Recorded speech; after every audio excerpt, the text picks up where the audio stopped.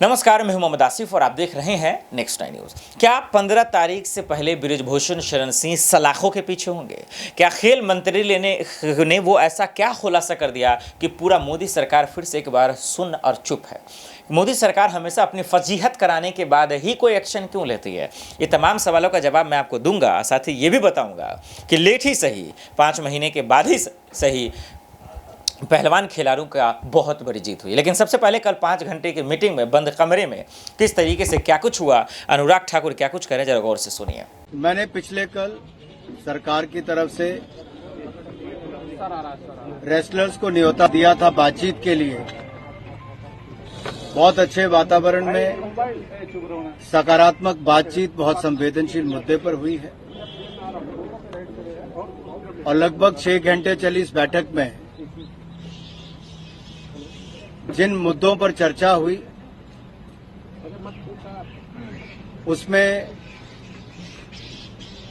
जो आरोप लगाए गए हैं उन आरोपों की जांच पूरी करके 15 जून तक चार्जशीट दायर की जाए और रेसलिंग फेडरेशन ऑफ इंडिया का चुनाव 30 जून तक किया जाए। Internal complaint committee wrestling federation की बनाई जाए और उसकी अध्यक्षता कोई महिला करे। जब तक रेसलिंग फेडरेशन ऑफ इंडिया के चुनाव नहीं होते तब तक आईयूए की एडहॉक कमेटी पर 2 कोचेस का नाम प्रस्तावित किया गया है। उसका क्योंकि टेक्निकल भी उसमें दिक्कतें बहुत आती, इसलिए सुझाव दिए गए हैं कि 2 कोचेस को उसके ऊपर रखा जाए उस कमेटी में। और जब रेसलिंग फेडरेशन ऑफ इंडिया के चुनाव हों वो एक अच्छी फेडरेशन के रूप में चले, अच्छे पदाधिकारी उसके चुन के आए, उसके लिए खिलाड़ियों से रायशुमारी हो।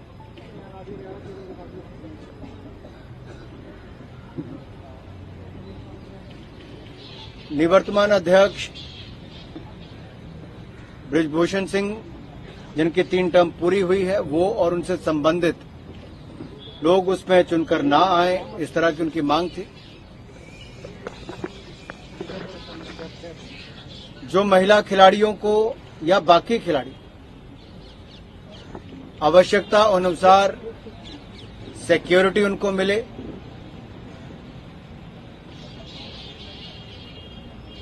जिन खिलाड़ियों के या अखाड़ों के या अकेडमीज के या कोचेस के खिलाफ मुकदमे हैं, उन मुकदमों को वापस लेने की मांग की है ताकि उस पर कोई कानूनी या पुलिस की कार्रवाई ना की जा सके। और खिलाड़ियों ने कहा है कि वो चाहते हैं कि 15 जून तक चार्जशीट दायर हो और वो भी अपना कोई भी इस पर प्रदर्शन या उनसे जुड़े हुए कोई भी संगठन उनके समर्थक हैं वो भी कोई प्रदर्शन नहीं करेंगे और उन सबको भी इस बातचीत से अवगत कराएंगे। उन सबको अपनी जाके बातचीत करेंगे। सुना आपने, देखा आपने और अंदाजा लग गया होगा आपको कि किस तरीके से अनुराग ठाकुर ने साफ शब्दों में कहा और बोला कि आज पहलवान खिलाड़ियों को न्याय मिलना चाहिए और मांगे भी ली हैं। अब इसी से अंदाजा लगाया जा रहा है कि पहलवानों की ये बहुत बड़ी जीत है, यानी बृजभूषण शरण सिंह की उल्टी गिनती शुरू हो गई है। सलाखों के पीछे जाना तय हो गया है। 15 तारीख से पहले उन्हें जेल में डाला ही जाएगा। अगर नहीं डालेंगे तो फिर पहलवान सड़कों पर आ जाएंगे और कोई इसे बचा नहीं पाएगा और मोदी सरकार के लिए परेशानियां बढ़ जाएंगी। अब दर्शकों, इससे पहले पहलवान खिलाड़ी सब क्या सरकार से गुहार लगा रहे थे और यही बात अगर सरकार पहले सुन लेती तो ये नौबत आती ही नहीं। तो वो जरा सा तस्वीर देखिए, पहलवान खिलाड़ी सब क्या कह रहे हैं। हरियाणा के जो लड़के लड़कियां हैं कितनी मेहनत से ओलंपिक में मेडल जीत के लेके आते हैं, लेकिन जैसे ही मैंने कल न्यूज़ देखी कि हमारी बहनें साक्षी और विनेश फोगाट अपने मेडल गंगा नदी में बहाने जा रही हैं, तो मेरे को एकदम मोहम्मद अली साहब की याद आ गई। मोहम्मद अली साहब जो एक मशहूर मुक्केबाज रहे हैं, जिनको कैसिस क्ले के नाम से जाना जाता है। जब उनके ऊपर जब यूएस में गोरे काले की नीति चल रही थी और उनको एक रेस्टोरेंट में दाखिल नहीं होने दिया जा रहा था कि उन्हें बताया कि मैं ओलंपिक गोल्ड मेडलिस्ट हूं, तो उन्होंने उसको बाहर फेंक के मारो, बोला कि तेरे जैसे ओलंपिक मेडलिस्ट बहुत आते हैं। तो इस बात से आहत होके वो उसने अपना ओलंपिक मेडल ओहियो नदी में फेंक दिया था। उसके बाद जो क्रांति आई थी पूरे यूएस में, और आप देख सकते हैं कि यूएस दुनिया का सबसे नंबर 1 मुल्क है, तो ऐसे लोगों की वजह से वहां के लोगों ने उन लोगों का साथ दिया कि भैया नहीं, रंग भेद नहीं है, हमें नहीं अलाउड है। लेकिन हमारे यहाँ उल्टा होता है। हमारे यहाँ जब हमारी बहनें ओलंपिक मेडल नदी में फेंकने जाती हैं तो वहां सबसे पहले उनका मजहब पूछा जाता है, हिंदू हैं या मुस्लिम हैं, चलो हिंदू हैं। फिर उनको कास्ट में बांट दिया जाता है, अच्छा तुम जाट हो, अच्छा ये वो है, ये वो है, ये वो है।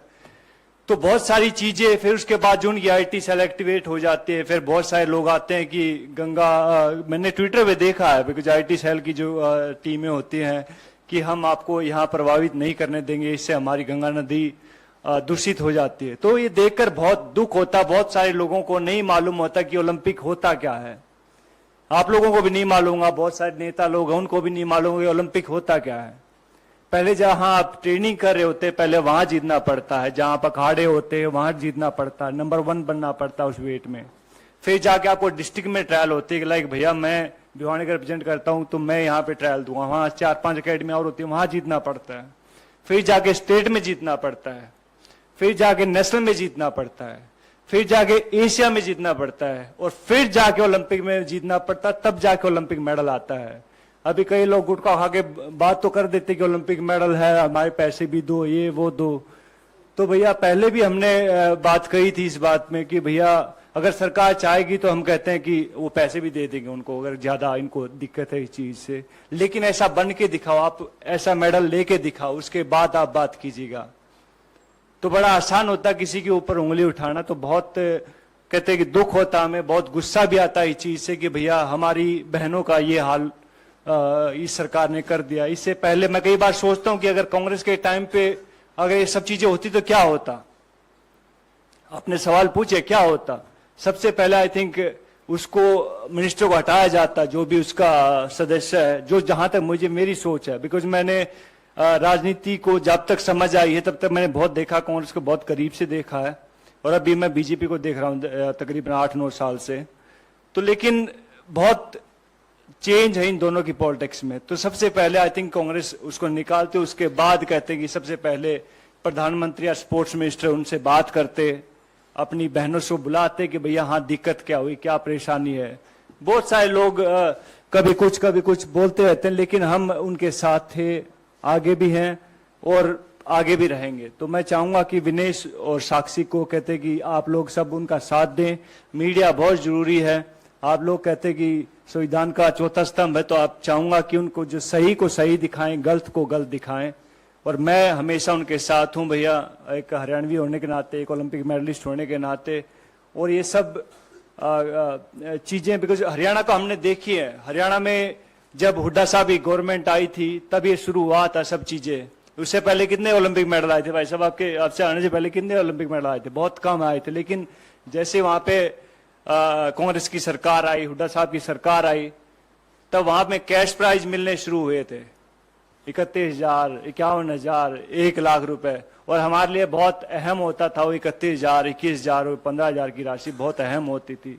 तो रेवोल्यूशन होता है, चेंज होने में बहुत टाइम लगता है, और चेंज किया है, कांग्रेस ने किया भैया, हुड्डा साहब ने किया है। और अब सब लोग कहते हैं कि हरियाणा से बिलोंग करता हूं तो मुंह बाट देखने लग रहे हैं वहां के, भैया हाँ कहाँ गई हो सरकार, कहाँ गई हो सरकार।